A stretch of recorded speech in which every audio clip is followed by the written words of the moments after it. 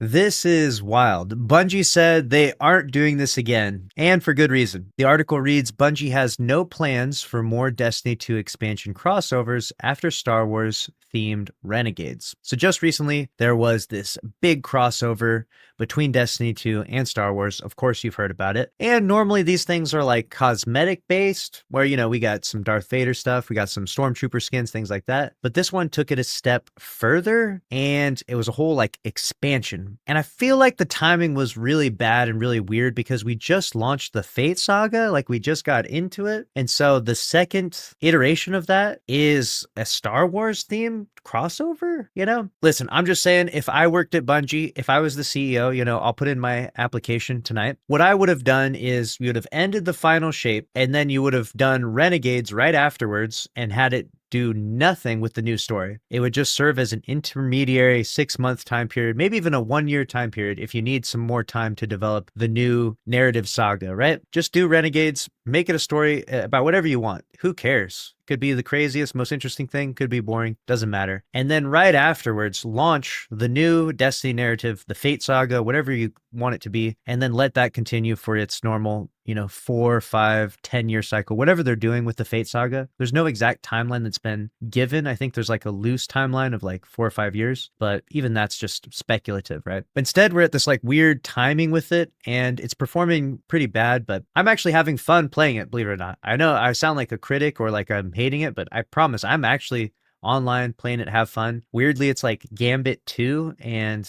I'm out there invading, what I'm saying? I'm busting out my ATST and popping supers, Bungie has reportedly ruled out more future Destiny 2 expansion crossover after its Star Wars inspired Renegades DLC. Over the past few years, Destiny 2 has slowly become a crossover machine. We have seen Fortnite, Assassin's Creed, Street Fighter, PlayStation IPs, The Witcher, Mass Effect, and even Star Wars themed armor sets show up in the game. Most of these have lived in Eververse as ornaments, ships, sparrows, and emotes, dropping in for a season, then rotating out as the next big collab rolls in. Now, would you say this is a bunch of greed for all these collaborations? I mean, you could argue that if you want. I'm not going to deny you that opinion if you really think that way, but these games, they've kind of have an interesting dynamic where when you're like at the top of the heap, you're the king of the hill of your respective genre, if you're the best first person shooter game, the best battle royale game, etc., your IP becomes very distinct, like the visual imagery you have, and cross collaborating with the other IPs seems to be a good thing. Like it kind of establishes you as being the big dog. One, that's an important element. And two, there may be some crossover. There may be some people that are interested in this game and in that game. And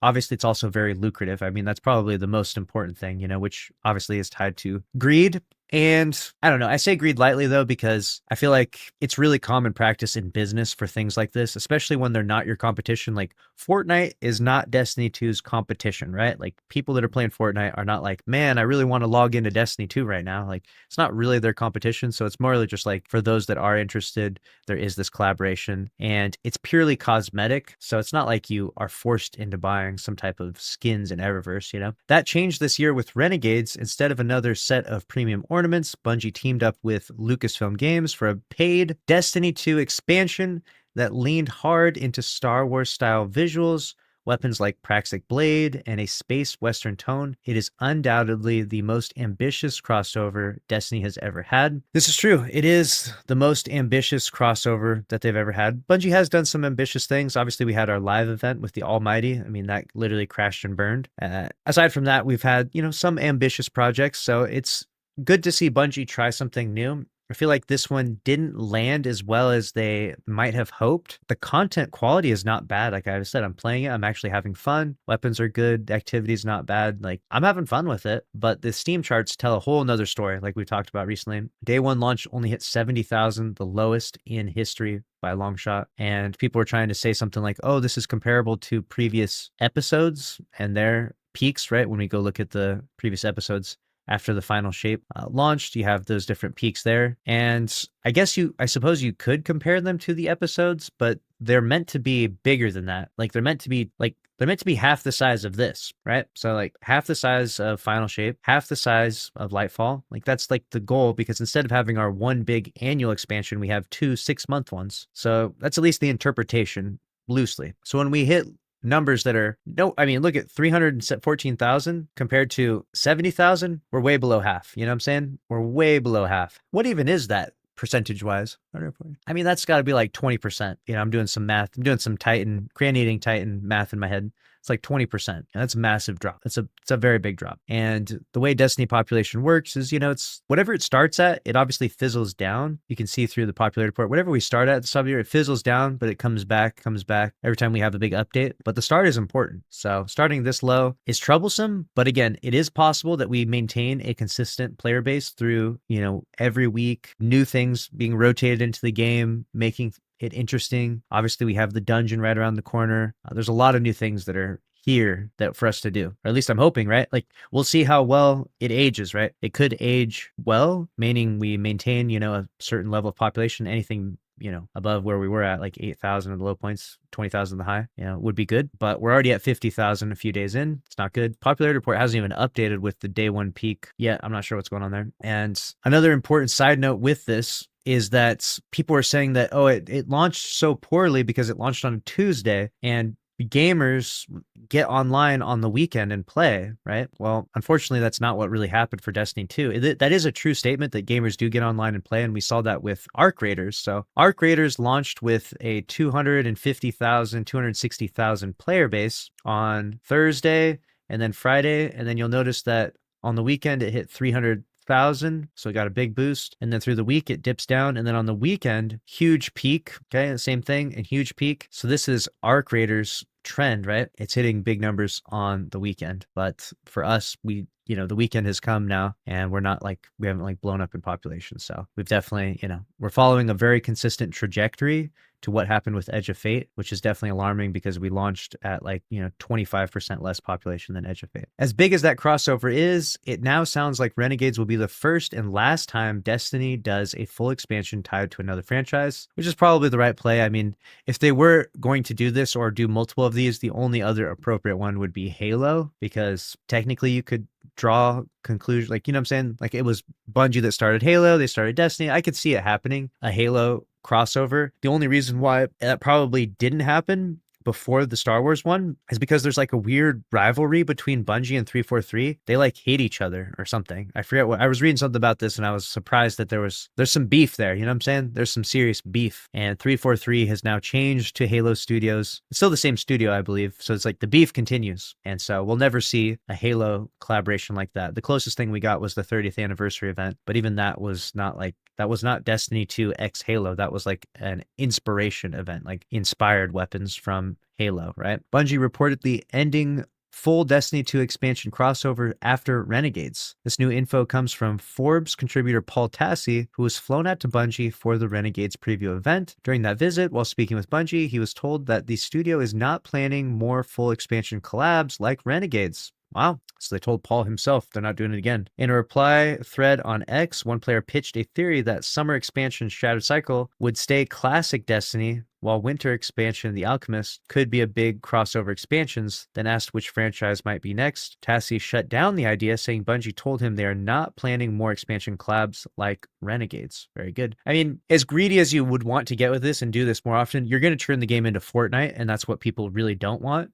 This is already, it's getting a little too close to Fortnite, but I don't mind it too much just because that Destiny and Star Wars have similar, space elements and stuff, right? So I don't hate it too much. And I wouldn't have minded a Halo one either. I feel like the Halo one should have happened, but unfortunately they're enemies, so that didn't go through. So if the Star Wars one is done, the Halo one is done, there's just no other game that would ever even make sense at all. There's just nothing that would make sense. You could argue maybe for a couple others, but really Halo and Star Wars were about the only doable ones. So since those two are both done and over with, and the performance is not very good, and the community sentiment is not extremely high, at least in terms of this, I imagine they're just yeah, we're not doing that again. They told me they don't have more collabs like this planned, Tassi replied. He followed up with, they'll do gear collabs, but not full expansion collabs. So you'll see more stuff, of course, collaborations with other games. This is just common practice. I don't really have an issue with this at all. I know some people, like you said, they say like, oh, it's really greedy, do all these collaborations, you know, it's very Fortnite-like.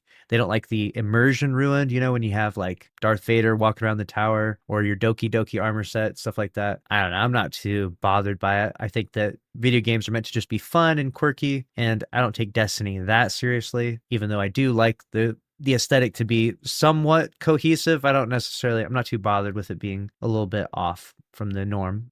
Bungie still seems happy to sell themed armor sets, ships, sparrows, and emotes, just like it did with Mass Effect, Witcher, and others. Renegades, though, looks like a one-time crossover. New datamine leaks have confirmed a proper crossover with Bungie's upcoming extraction shooter Marathon, where Destiny 2 players will get new runner-themed armor sets and other cosmetics. Oh, so again, they're going to collaborate with their own game, their own IP, obviously, which is, you know, so it's like high-fiving yourself, right? Like it's pretty obvious you're going to make this happen just because this will feed some people into Marathon. There might be a community sentiment about this where people are a little burnt out, a little bit annoyed by it because Marathon has kind of a stigma about it, but that might be over with now that the whole art theft scandal has been resolved. Like maybe people will just move on. You know, I mean, Twitter and Reddit, maybe not so much, but the general, like the larger gaming community might just move on and be like, okay, yeah, they messed up, but they made it right. So like, let's just judge Marathon on its merits instead of like, throwing stones at it for no reason, because, the art theft thing was definitely pretty sad and pretty like lame, but they fixed it, right? In a recent interview, game director Tyson Green has admitted that Edge of Fate's progression overhaul didn't work and that 2025 has been one of the roughest years for the live game.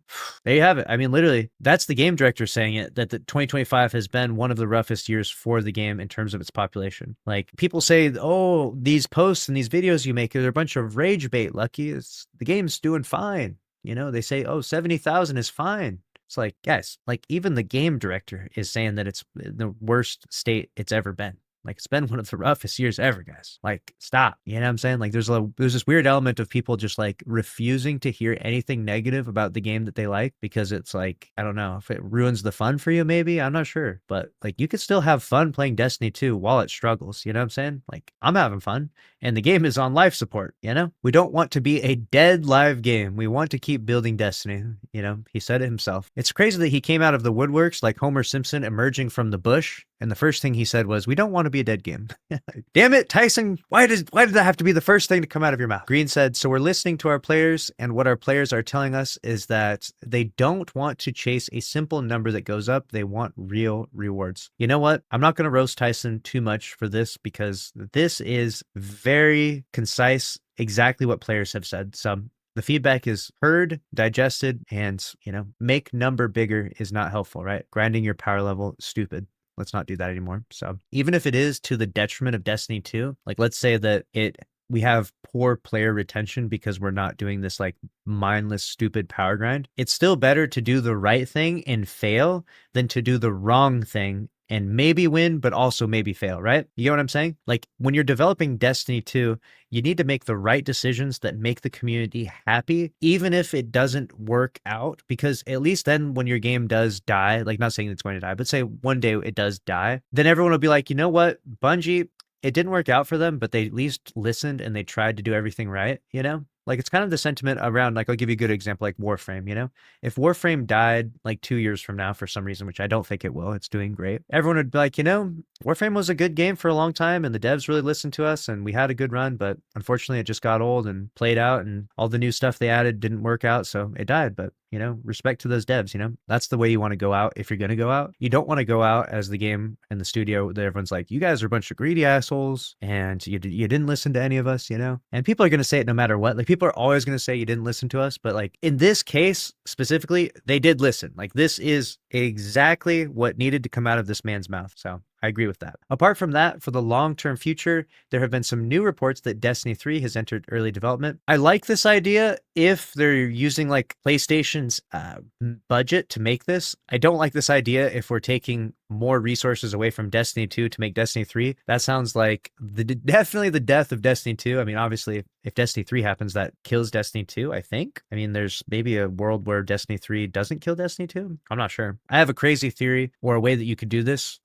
Destiny 3. So it would be like this. So Destiny 2 remains the live service game, and Destiny 3 is a box product game game that is its own standalone sandbox and weapons and exotics and stuff like that. And then every 3 years, there's a new there's Destiny 4, Destiny 5, Destiny 6, and then in tandem, there's Destiny 2, the live service game. I don't know if that would work out. I don't know if that would be problematic for like leeching the player base from one, or if people would be mad. I'm not sure. But the only problem I have is that Destiny 2 is this live service game. And when you sign the social contract saying, we are going to be a live service game now, it's kind of assumed that you're going to just continue being a live service game. Like, it's not like we're going to be a live service game for 5 years. Like, it's kind of just like this game is live service from now until the end of time, I guess. And so when they decide to negate that, if they did with Destiny 3, it's going to be a big problem. People are going to be mad. They're going to be like, I'm going to lose all of my exotics. I'm going to lose all of my weapons. I'm going to lose all of my cosmetics. You know, they've sold how many thousands of cosmetics in Eververse, you know? If none of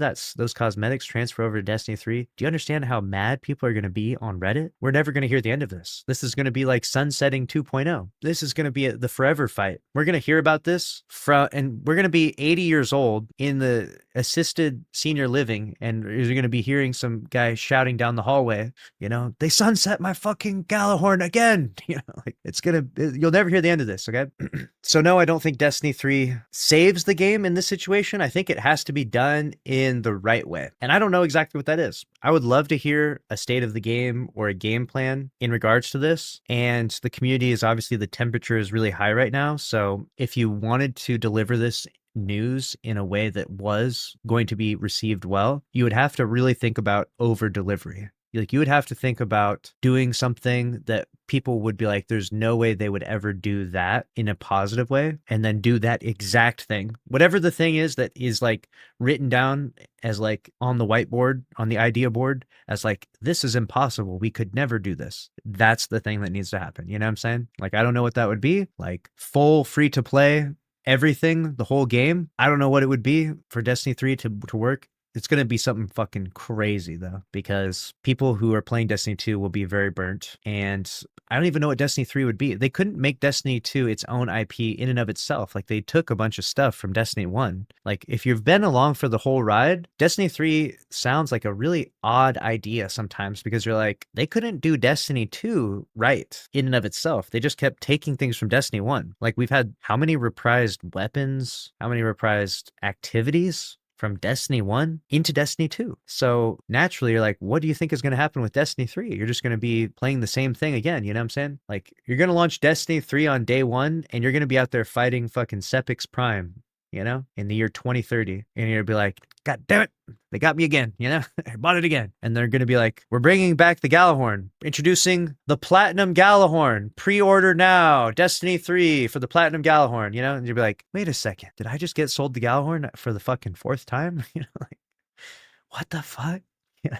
We got to think this through, you know what I'm saying? We got to think this through. Bungie has created a pretty tough mess for themselves, and it's almost like an unwinnable scenario where, like, no matter what they do, if they continue Destiny 2, I mean, at this trajectory, continuing Destiny 2 is really problematic. Let's be honest. This is problematic. This has been the last year. This is not good. If they do Destiny 3, that also is problematic. You know, the really big saving grace for this is Papa Sony. Papa Sony giving us a huge budget and saying, you know what? We know you guys have had some troubles in the past, more than a few, but we're going to give you guys a big team, a big dev team. We're going to give you 1,000 people, and we're going to give you fucking 4 years to make this game. And in 4 years it launches. And with all those people and all that manpower, surely we'll be able to make a product that's like really excites the community and maybe gives this franchise new life. Who knows? That's the only route I could possibly perceive this being successful, because if you're telling me you're going to take a really small dev team that's already split on Destiny 2 and Marathon, and then they're also going to split again and make Destiny 3, it's like, dude, we're so fucking cooked at that point. We're so cooked if you think that's going to work out well, you know?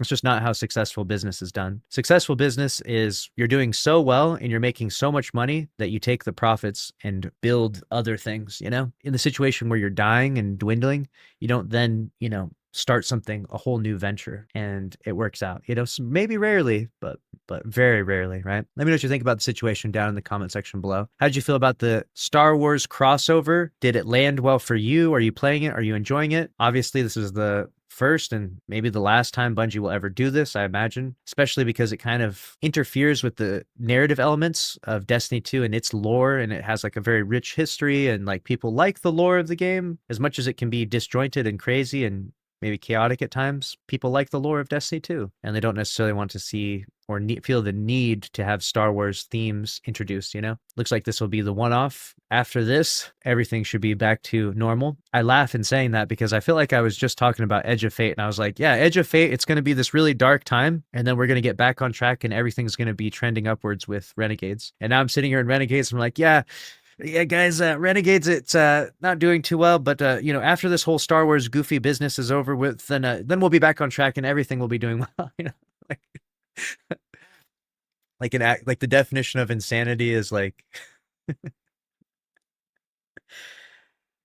doing the same thing over and over again, expecting a different result. You know, but no, surely after all of this, everything will be back on track, guys. Don't worry, don't worry. We're back, dude. We're back.